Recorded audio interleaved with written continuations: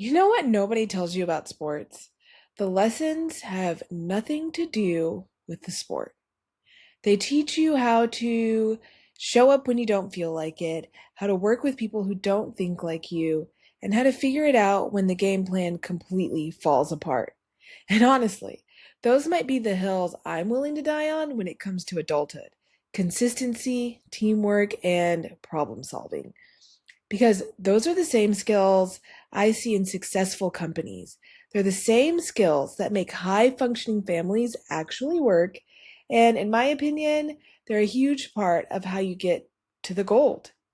So let's talk about that. How sports taught me about being an adult. Because apparently, I was learning life skills while thinking I was just trying to win. Woke up, new day, same me. No rush, I'm where I should be. Turn the noise down, see me shining. Low key thriving, low key thriving.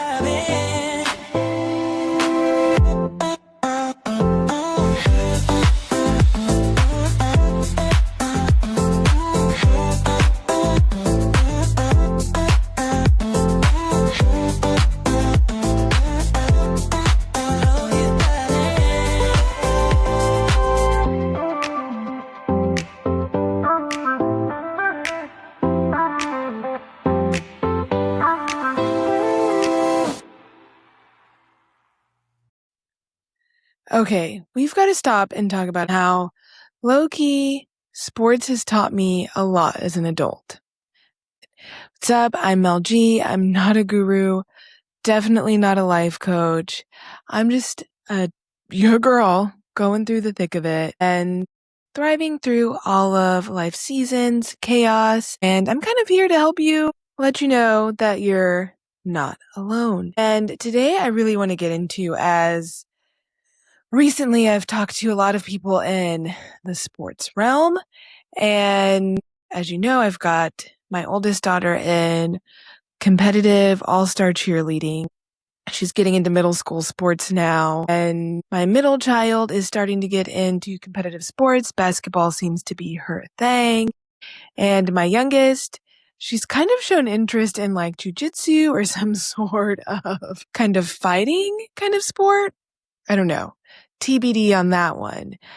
But as I've been having these interviews and as I've been talking to the sports community, as I've been a parent sitting in the pit or in the waiting area or interviewing some of these coaches to see what's the best place to put my child, I'm kind of realizing sports has taught a lot for adults. Now, I recently interviewed the co-owner of a cheer gym, and she mentioned to me that a lot of companies hire or look for CEOs, VPs, higher level staffs, your C-suites that have been in competitive sports, and got my wheels turning. And maybe I'll do a fact check or post an article later about it.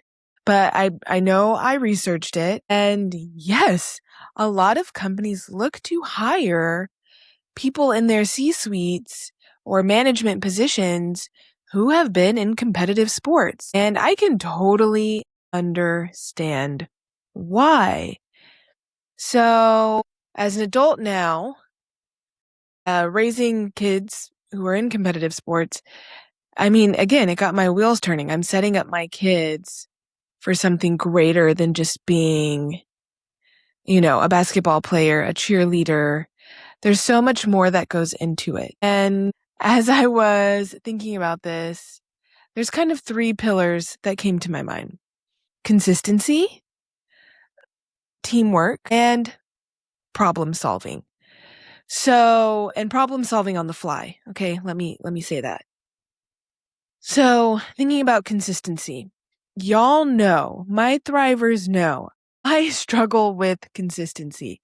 And if you listen to my last episode when I talked to Coach Jill about this part, my 12-year-old Cecilia called me out on this and was like, Mom, the reason why you're not seeing the results you want is because you're not consistent. Now, first of all, that blows my mind that my 12-year-old number one, call me out. And I'm like, girl, have a seat. But also I appreciate that because she was absolutely correct. The reason why I'm not seeing the results I want, and this is again for my weight loss, what I'm doing in my corporate life, to collect that paycheck, I'm not seeing the results I want because I'm not being consistent. I'm not sticking to my schedule. I'm not sticking to my workout routines. I haven't been sticking to like my recording process for the pod. And so, yeah, Mel G, you're not going to get the results because you're not showing up every day doing what you're supposed to do. Now, I nightly journal. I nightly look at my digital planner, right? My 5-year planner.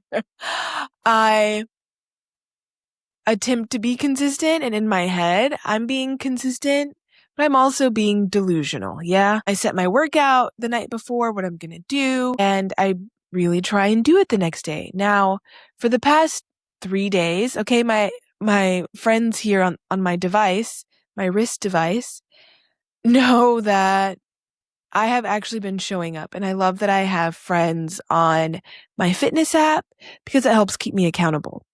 But I have been showing up for the past few days, and I've noticed results. Surprise, surprise, right? So consistency.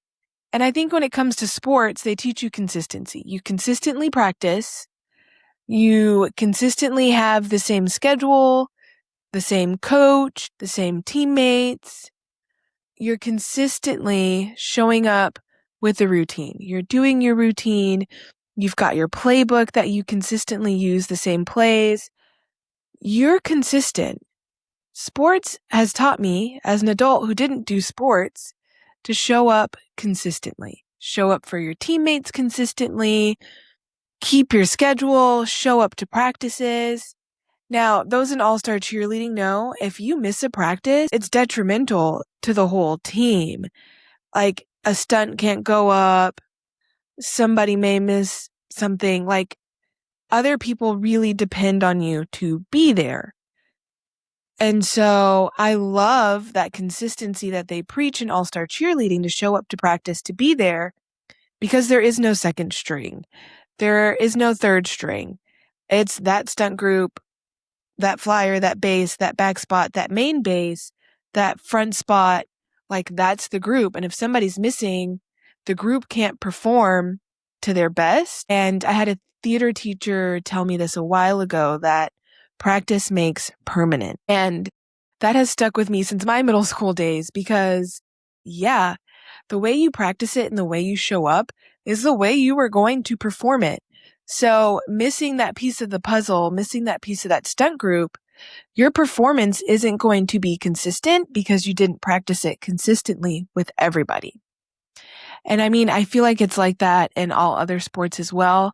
If you're missing a teammate, you might not run the same play, or second string may have gotten a little bit more, if your point guard doesn't show up, how does that affect the rest of the team? If your quarterback don't show up, second string quarterback's been showing up, come game day when first string has to go in there, I mean, it's not going to feel the same. You're not going to perform the same as a team.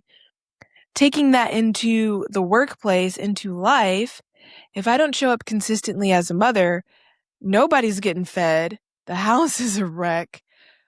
The schedules are off. Nobody's studying. And it's chaos. So I feel like as a mom, I have to also consistently show up, be there, cook dinners. My partner, my husband is super supportive. But there's times I fall apart if he's not consistently there for me. If he's not coaching me through chaos, if he's not holding my hand sometimes when I'm in a mood, if I don't have my consistent partner with me, I'm falling apart. So that's a pillar I wanted to start on, is consistency. And I love that there are programs out there, I talked about it last time, where we need more of that, where we're teaching at a young age, a developmental age, that consistency matters. And I'm so grateful that Cecilia called me out on it and really made me aware of how I need to change my ways to better show up for myself, my family, my peers. And again, talking consistency, if I'm not consistently showing up for my community, I kind of jumped all over the place.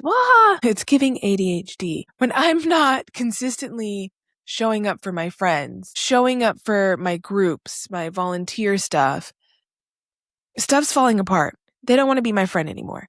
She only shows up when we do this, or she only shows up when we talk about this. Yes, if I'm not consistently in the group chat, or I'm not consistently meeting you in person, you think I've fallen off the face of the earth, I wouldn't want to be my friend either. I need somebody consistent in my life, consistent in the dialogue, who shows up. So consistency matters. Thank you, sports, for teaching us consistency. Now, that kind of brings me into the second pillar I think sports has taught me as an adult, and that is teamwork. I didn't do competitive sports growing up. I did a stint of dance in high school. I did the pep squad. I made the drill team, but I was like too cool for school and got my belly button pierced, so I couldn't be on the team because UIL had rules. And here in Texas, I think it was like no tattoos, piercings, or anything that were like other than the earlobe, the one in the earlobe. Rules may have changed since 20 years ago. Actually, probably like 22 years ago, because it was like my sophomore year. So made the team. And even then, teamwork was super important. I'm glad I was on teams, because you have to learn how to work in sync with 20 to 30 other individuals who are completely different backgrounds, lifestyles, into different things, have different moods. Day to day, we're human, we're all changing. You can have a good day, you can have a bad day, whatever. But you have to work as a team in order to get that routine done. You have to kick as a team to look gorgeous as you perform. You have to perform together, and you all have to know that same routine, right? Showing up, being consistent. All-star cheerleading. Same thing. Watching my daughter go through this. Learning how to communicate with her team is one thing. Learning how to say somebody is off count, but in a polite way, without feeling like the coach or without being, rude. She has to do it in an insightful and a helpful and a caring way. And I love seeing that about her. So not only am I seeing my daughter grow, I'm learning from that experience, like, oh, okay, this is how she's communicating. And yes, growing up in adulthood, you've got to do those same things. In order for a company to be successful, a team has to work together. Your HR has to work, your marketing, your sales, your executives, like they've all got to be on the same page to keep operations running smoothly, running successfully. These big companies don't do it off the back of one person. I mean, if anything, history has shown us companies fail and people aren't working as a team, when leadership isn't leading, when sales isn't selling, when marketing flops. We see what happens if one section of that team falls apart. So there has to be communication channels. Communication, that's all about low-key thriving, is communicating. And we see it all the time. If you don't work as a team, you're gonna fail. If I am at home and my husband and I are on totally different wavelengths, totally communicating different things to our children, our household falls apart. If I'm too wishy-washy, which I usually am, I usually let the kids get away with murder, or say I'm going to take away your phone, and then I take away the phone, but then I give it back to them like 2 seconds ago, and they give me like the doe eyes. And my husband's like, you're not communicating the way I would communicate, so we aren't working together well as a team. And notice, mom's one way, dad's another way. So our teamwork doesn't work. And I feel like in any situation you are in, like even if you're a partner and you aren't together, I feel like you still have to work as a team in order to raise your children. And hot take, I can't really speak on that but I see it, right? I mean, I've seen family go through it. Like if her and her ex aren't on the same page, it doesn't work out. And then a lot of times your child's stuck in this gray area where how am I at mom's house? How am I I can't talk. How am I at dad's house or grandma's house? What have you? If you're not working together as a team, it's not going to work. If you're not performing together as a team or on that same page of communication, it ain't going to happen. You're not going to get the trophies. You're not going to get the recognition. And then you're all going to be mad at each other. And then the team dynamic straight downhill, right? So teamwork. Sports is teaching us teamwork. And again, the more we instill it, I think at a younger age, and why I am learning as an adult who didn't do sports a lot, was you have to work as a team. I mean, the Spurs didn't get as far as they did by not working as a team. And low-key, we saw what happened when their teamwork fell apart. When one person was ejected out of the game, it didn't happen. Plays were off. Moods were off. The aggression was there. The impatience was there. Coaches are losing their mind because you've got to be on the fly, right? You've got to think of a new play. Second string is in, backup is in, and they're like, oh shoot, we didn't practice this at practice. So that consistency bleeds into the teamwork. You've got to be there for your team. You've got to communicate with your team. If, hey guys, today's not my day, I'm kind of falling off a little bit, like help me out. Or, if my mood's off or I come across the wrong way, like this is why. So communication, again, super important. And I'm learning as a parent of children who are in competitive sports, as an adult, I need to communicate. I need to communicate to the coach. I need to communicate to the other parents, whether that be, who's doing orange slices, who's setting up the sign-up genius. Hey, coach, my daughter came home and kind of mentioned this to me. Like, is this what you're seeing in practice? Or is she just being dramatic? But a lot of times the coaches aren't aware of something that's happening. If the child doesn't communicate, if I'm not communicating, like I'm a I really can't talk today. I'm a see something, say something kind of girl. So a lot of times I'm the one speaking up or mentioning these things or trying to put it in the group chat. So it's important to have that open line of communication because the coaching staff is a team. The parents are a team. If we aren't rooting on our players, you can see a difference in the performance. I have been in the pit for cheerleading and by the way, we call it the pit when you're like in stage watching, you get to go in front of the barricades and watch your team like front row of a concert. So when we are in the pit, I've been in a pit where a mistake happens, a fall happens, and the cheering goes from 100 to 0. And you can see it in the performance following that mistake. The athletes know, okay, we done fudged up. Our parents aren't happy. My coach probably isn't happy. And now their performance is just going downhill. And we're watching this like car crash in front of our eyes. And ways to prevent that is, hey, Pitt, keep consistently cheering. Keep going in their routine, even if they mess up, to keep that performance high.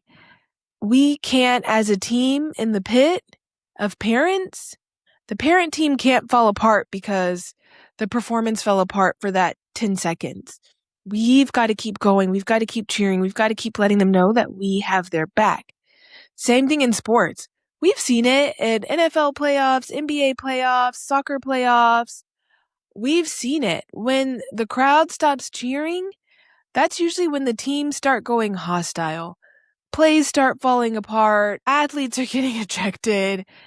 It's just a mood. And then the next thing you know, there's headlines, right? It's a mess.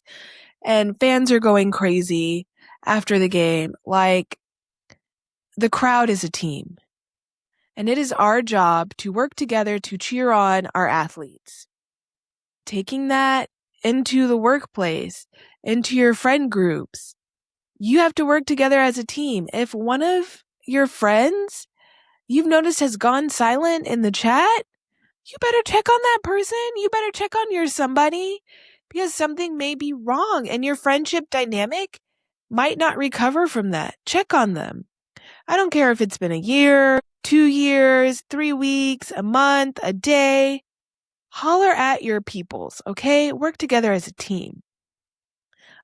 I'm also a team rep for my daughter's cheer team. If the reps aren't working together as a team, setting up the things, showing up and being consistent with what we're doing, yeah, the team notices, the coaches notice, and the coaches rely on us to do a lot of communicating, making sure the athletes are okay, running to get a Band-Aid because they've got, 19 other kids that they're kind of coaching still, the routine's going on, or, we help out backstage and we've got to make sure ponytails are zip tied in or aren't flying off while the coaches are doing their thing. So it takes a lot of stress off of them.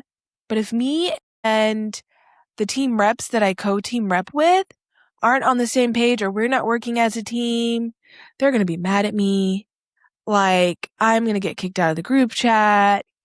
My volunteer job may be lost. And like, mentally, as a crazy person, I always fear that I'm not being a good teammate to my other two moms and my other reps. So it's important for me to communicate, like, what more can I do? Is there something I can bring? Is there something you need me to do? While you do zip ties and you zip tie that ponytail in, can I do the lipstick if it's smudged? Or I'm slapping on a Band-Aid while somebody else is running to an athlete to the bathroom. Like, we consistently have to work together as a team to make sure the coaches have athletes who are psyched and ready to do this routine and are ready to give 100% on the mat. So taking that also into the workplace, your marketing team has to be a team. Your sales team has to be a team. They've all got to work together to keep operations running smoothly. I said it earlier. It matters. Teamwork matters. Now, again, this all kind of like bleeds into each other, my little pillars here. And honestly, like, being real, the consistency, the teamwork is setting up problem solving. How can the team win gold? How can we achieve first place? How can we get to the trophy? How can my operations run better? How can I get on the Forbes Fortune 500? How can I become a millionaire?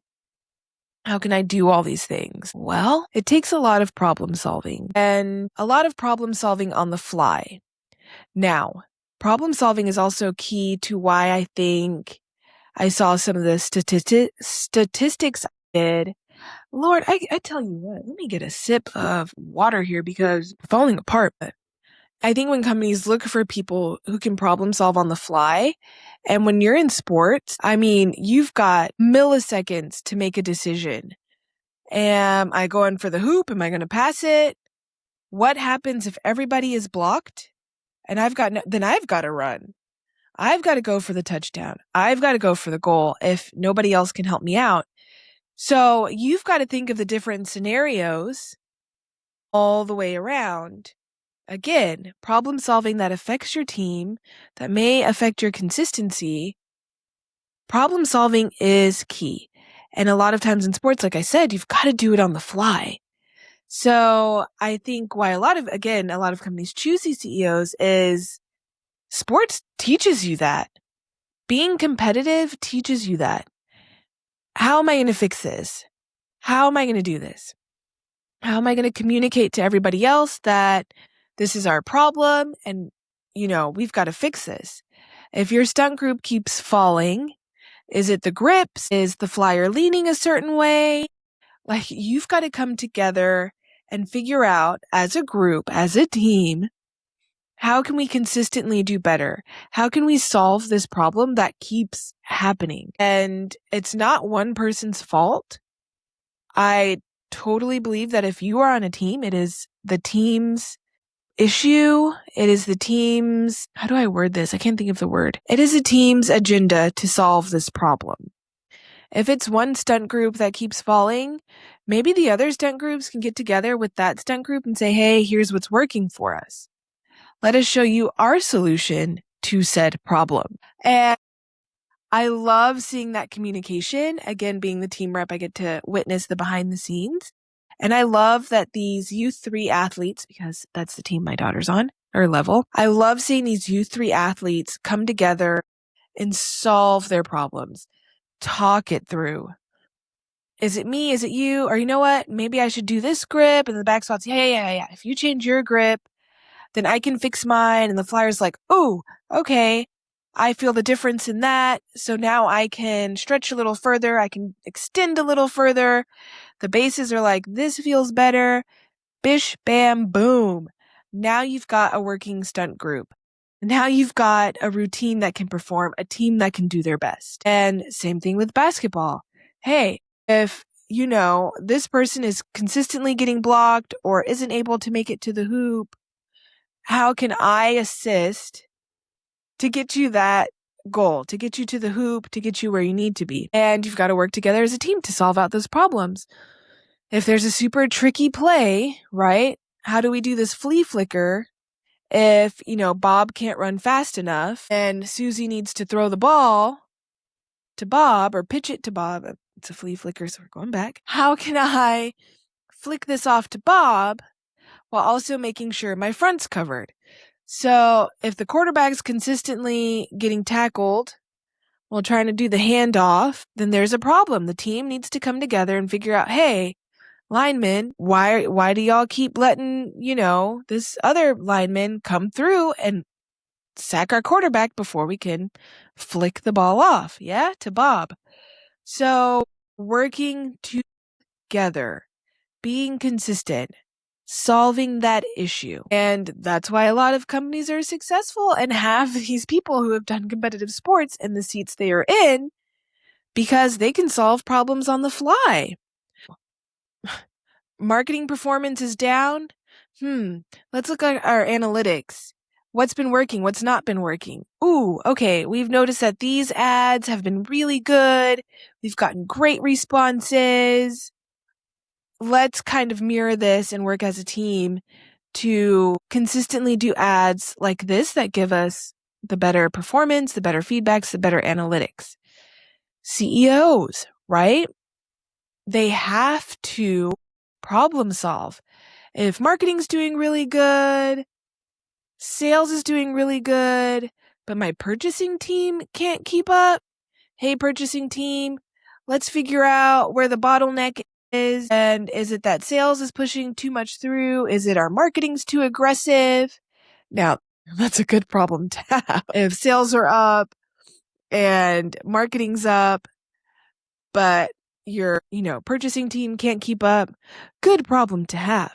But you've got to solve that bottleneck to keep your operations running smoothly, to keep your 5-star Google rating. You've got to be great. You've got to give your customers an experience that is worthy of those 5 stars. You can't have bottlenecks. So the CEO's job is to look at how do I keep my operations going and running as successful as possible. They've got to look at the big picture. They've got to put a play in place that keeps the team running smoothly. As a parent, bringing this back to parenthood, right? Problem solving. If my kid's a picky eater, I've got one, God bless Everly. I swear she only eats brown foods. But, Luna, my youngest, wants this, and my oldest wants this, but dad's like, we need to eat healthier. And I am like, yes, we definitely need to eat healthier. But how can we get, my brown food eater to, try some color and add some color to her plate while also making sure everybody's palates are satisfied? These are problems we have to solve. We work together to make our grocery list. I go to the kids and say, hey, here's my meal plan. Does this work for everybody? Maybe, she finds vegetables she likes, or I cook them a certain way that is better suited for her palate. Good Lord. So I've got to problem solve. Having a background in sports, watching my kids learn this in sports, learning from people, my coaches, right? My child's coaches, learning how they problem solve translates into I problem solve as a mother. I love seeing how the coaches will correct the team. They see the big picture, right? They see the team, they see the performance, they see the stunt groups in front of them, but then they notice, ooh, this stunt group has that problem. Hey team, this is what I'm seeing as a whole, but stunt group, come here for a minute. Let me help you out. Let's figure out what's going on. So seeing their coaching style, I can come home and do the same thing. Oh, big picture, picky eater. I have this meal plan in front of me. Let me address y'all. Let me talk to Everly and see, hey, maybe if I cook the broccoli, with a touch of cheese and make it seem like nachos, well, will that help you eat the broccoli? And I will gladly warm up a little cup of cheese for her so she can eat her broccoli. Boom. Problem solved. We've got some greens. We've got some browns. Healthy eating. And I don't even know if my coaches realize that, but these are things that sports teaches us in adulthood. So thank you, coaches. Problem solving. Solving a problem with my husband. I have a plan in place sometimes, right? When he notices all these Amazon packages are being delivered, I made my play. I placed the order, and I've really got to problem solve. Like, hey, how am I going to explain these receipts? How am I going to explain all these boxes and what these purchases mean to me? Now, Big Daddy usually doesn't care what I order on Amazon, but sometimes he's like, is that necessary? Was this a problem we had? Or was this just like an impulse buy? Right? So working through those problems, the weird marriage issues, right? So I'm here for it. Adulthood is not easy. It is not for the weak. And having something like a background in sports can really prepare you for adulthood. It can move you into the world of business, of marketing, of streaming, of starting a podcast, right? It teaches you all those things. So consistently showing up, being a really great teammate, putting in the teamwork to get your problems solved is something low-key nobody thought sports would teach you about adulthood. Okay, I'm done yapping about it now. I hope you are blessed. I hope you are thriving. And low-key, life doesn't have to be perfect. Enjoy the chaos, enjoy every little small moment, and enjoy what sports is teaching us about adulthood. Even if you've done sports or your kiddo's teaching you, or it's your coaches. Go with the flow. Okay, wishing you well. Okay, bye.